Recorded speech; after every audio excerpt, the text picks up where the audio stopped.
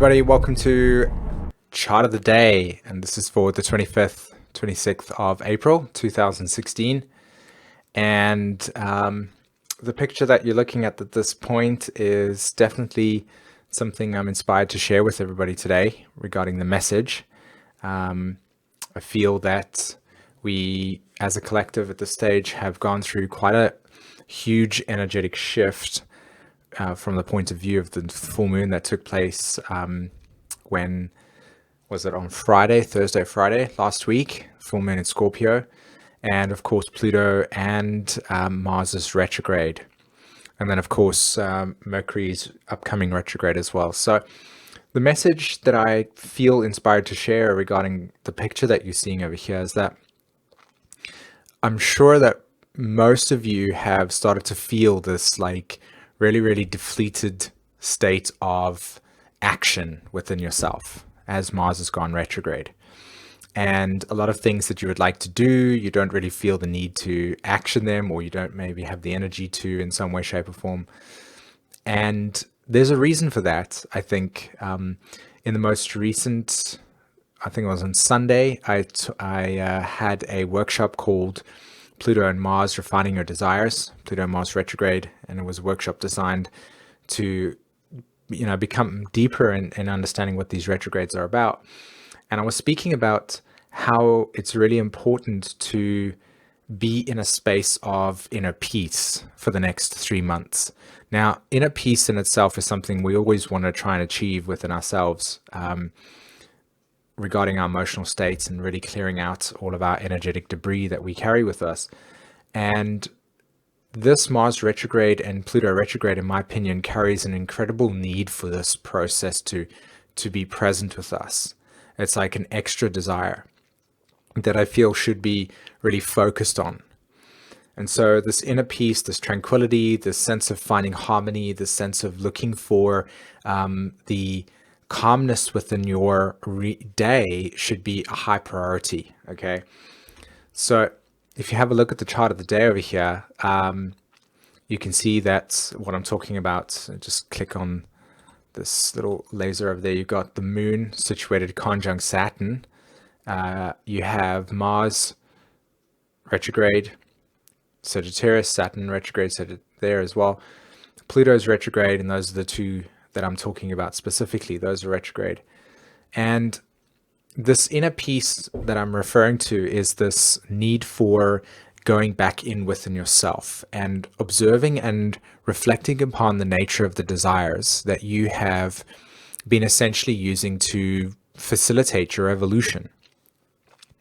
So to make this more grounded and specific in that sense, over the last, say, for instance, 5 months, you and me would have manifested a certain amount of reality based on the desires that we are emanating from in ourselves. And as Pluto and Mars are now retrograde at this point in time, and those two symbols themselves reflecting the nature of how we actualize our desires relative to the soul, then it would be natural to say that when these two are retrograde, there's this deeper need for inner reflection regarding these desires. So the imagery that I actually have within my consciousness when I see this is this massive wave that has been created. And we are now at a point where this opportunity to really step back and objectify the nature of this huge wave of energy that has been moving us in a specific direction. So the inner stillness and inner peace comes from looking at your life from that place and really allowing your deeper, more insights to be present with you, your reflections, your connection to your reality, and check in with your emotional responses to your reality. And if you're finding yourself in some way, shape, or form feeling frustrated around certain ways in which you are engaging in your reality, use that as a sign to understand the deeper meaning behind these retrograde planets at this stage, which is to refine the nature of this reality that you have created, to really psychologically and emotionally process why you have created it. And from that point of view, then be in deep silence regarding what comes back at you, what sort of insight, what sort of reflections, what sort of deeper knowings are are being revealed to you. And as of course this changes within, or as you deepen your sense of connection to these very subtle but yet profound insights, you'll actually start to notice how your reality will shift over a period of time relative to these new course of actions that you'll be making. And it's actually pretty cool to be able to really get in touch with this place within ourselves, because, you know, most of us on the planet at this point in time, and most of us that are living our own universal lives in some way, have been very much connected to this overall agenda and idea of collective change and earth paradigm shifting, etc. Yet the actual way that it gets manifested from the point of view of us as a collective being the ones that directly influence that, it has to come through these experiences, these very quiet moments of how your own personal reality is then shifting and how your actions are being redesigned. So it's this point, it's this place, it's right, and it begins with us in relationship to how this energetic shift on the planet in itself is manifesting. And of course, this will naturally unfold anyway, but our relationship to how it changes is in this moment, as I tried to really highlight. So coming back down to this point here again regarding the Mars and Pluto retrograde, reflecting on the nature of your desires, refining those desires, and giving yourself some time to really dig deep into why you do the things that you do. And especially for the next 3 months, as these planets are,